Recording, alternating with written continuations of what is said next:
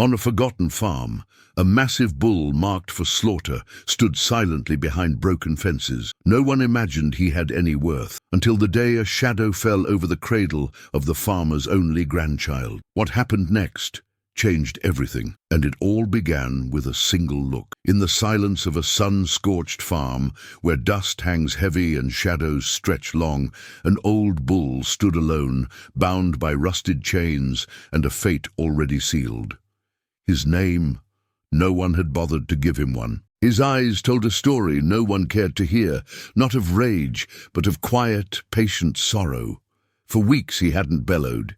He hadn't moved much, just watched the wind stir the dry grass, watched the farmer cross the yard, every step heavy with years, watched the child, a new presence soft and bright, whose laughter echoed like a song from another world. They said he was dangerous, worthless, too old to fight, too proud to obey, that he'd once broken a fence, that he'd stared too long at a man's face, that maybe, just maybe, he remembered. And so his fate was sealed. In 2 days the truck would come. The iron gate would open, and the last thing he'd see would be steel. But fate, as it often does, had other plans. If you believe in second chances, this story is for you. Elias ran a weathered hand over the brim of his faded straw hat, staring across the yard at the pen where the old bull stood. The fencing groaned under the strain of time, much like the man himself. There he was, the bull, towering, scarred, a beast that once turned heads and now barely raised one. Not worth the feed he eats, Elias muttered to himself. Too old to breed, too proud to follow. Broke a fence last month, almost got one of the ranch hands hurt. But his voice didn't carry anger, just weariness. The kind that settles in the bones after too many seasons, too many goodbyes. The farm wasn't what it used to be. Fewer animals, more silence, and a creeping sense that everything was fading. Sometimes when Elias met the bull's eyes, he felt something strange. Not fear, not pity, something deeper. As if the animal knew things no one else did. As if it had seen truths too heavy for words. Still, the decision had been made. The truck would arrive Friday morning. The gates would swing open, and the bull would make his final walk. No one argued, no one cried. It was just business, but something hung in the air that day, a tension, a silence not quite right. As if the land itself was holding its breath. The gate creaked again, this time not from wind but from wheels crunching over dry gravel. A faded blue truck rolled into the yard, kicking up dust behind it. Laura stepped out, holding a small bundle wrapped in sunshine yellow cloth. Her son, Tomas, barely 9 months old. Elias's eyes softened. He wasn't a man of many words, but something in his posture eased when he saw them. The house, usually filled with silence and creaking wood, suddenly felt warmer, but Laura's smile faded when her gaze fell toward the old pen. "Is that bull still here?" she asked, adjusting Tomas in her arms. Elias nodded, wiping sweat from his brow. "He'll be gone by Friday." Her expression darkened. "That animal always made me uneasy, even when I was a girl. You should keep him farther from the house, especially with the baby here." Elias waved it off. The bull was penned far across the yard, silent and motionless as ever. That afternoon, while Laura brewed coffee and Elias tended to a loose hinge in the barn, Tomas sat on a woven mat on the porch.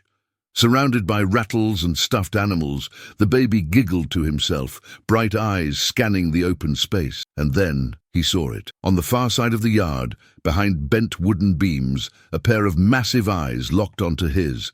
The bull didn't move. He simply watched, still, unblinking. Tomas squealed with delight, and somewhere behind those ancient eyes, the bull blinked. In the following days, something began to shift. Every morning, as the sun peeled golden light across the yard, Tomas would be placed on a blanket on the porch. Laura always kept him close to the house, with toys and shade. Safe within her view, but the baby's eyes, they wandered, always toward the pen. The bull hadn't moved much. He stood near the back, where shadows clung to the wooden rails. His massive head tilted slightly whenever the baby appeared, not in aggression, in awareness. Tomas, too young to speak, began to laugh, a soft, bubbling sound that cut through the stillness like wind chimes in a storm. At first, Laura thought he was laughing at the breeze, at the leaves, until she looked up and noticed the bull staring back. Silent, immobile, watching only the child. She felt a chill, subtle but sharp. Later, while hanging laundry, she asked her father, "Have you noticed that thing, watching Tomas?" Elias paused mid-swing of his hammer. "He doesn't miss much." "Never did. Does that not bother you?" Elias shrugged. "Maybe he sees something in the boy the rest of us don't." That night, a storm brewed far in the distance, just a whisper on the horizon. But the bull was restless. He paced slightly, then stilled. The old dog barked once, then whimpered and lay down. Tomas slept soundly in his crib, but the bull didn't close his eyes. Something was coming, and he felt it in his bones. The next morning was eerily quiet. No wind, no rustling leaves, not even the usual crows that circled above the barn. Just stillness. Elias noticed it as he fed the few remaining chickens. Laura felt it too. She lingered at the door longer than usual, holding Tomas just a bit tighter. Even the old dog, usually asleep under the porch, paced in slow circles with his tail low. Above them, high in the vast blue sky, a dark silhouette glided. An eagle, but not just any eagle, massive, silent, and circling lower than it should have. The bull saw it first, his head tilted upward, nostrils flaring, muscles tensed. His eyes followed the predator as it looped once, twice, measuring the land below. To everyone else it was just a bird. To him it was a threat, and not to himself. He looked toward the porch, toward the baby. Tomas sat in his usual spot on a blanket, clapping his hands, laughing at nothing in particular. The eagle drifted higher, out of sight for a moment. Gone, but not gone. Inside the house, Laura turned her back to check the kettle. Elias stepped into the barn. For one fragile moment the yard was unguarded. Only the bull watched the sky. And he knew it would strike soon. A sudden gust of wind swept through the yard, lifting dust and dead leaves into the air, and then silence shattered. A screech ripped across the sky, sharp and unnatural. The eagle dove, wings tucked, slicing the air like a blade.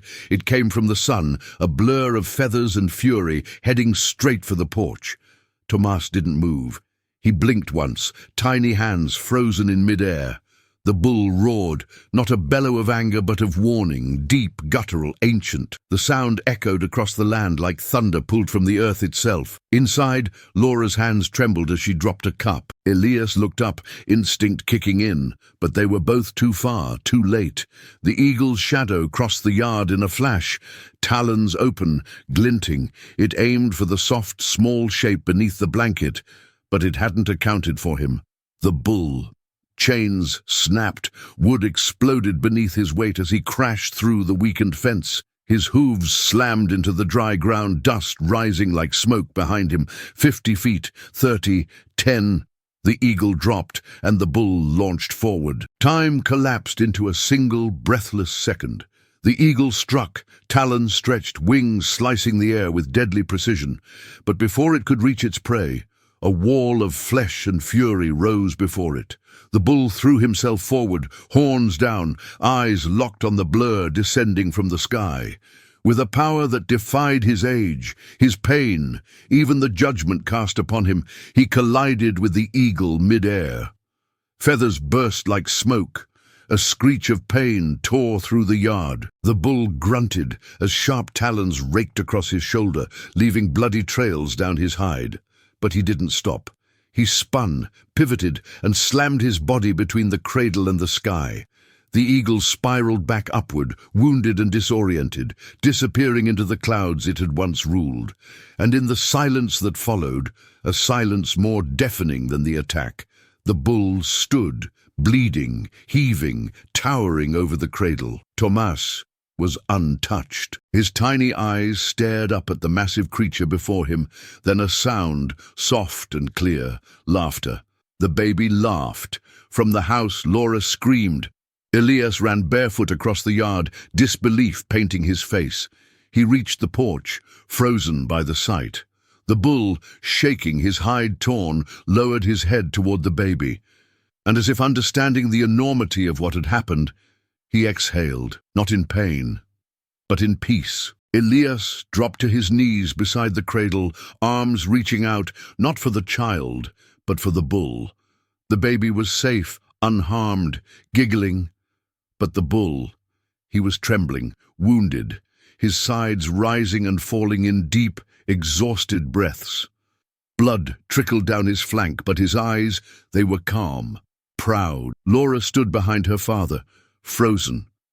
Her hands covered her mouth as tears streamed down her face. She looked at the animal she had feared her entire life and saw something she had never imagined. Not rage, not danger, but loyalty, courage, soul. "Elias," she whispered. "He saved him." The old man said nothing. He placed a hand on the bull's thick, battered neck. "You old fool," he said softly.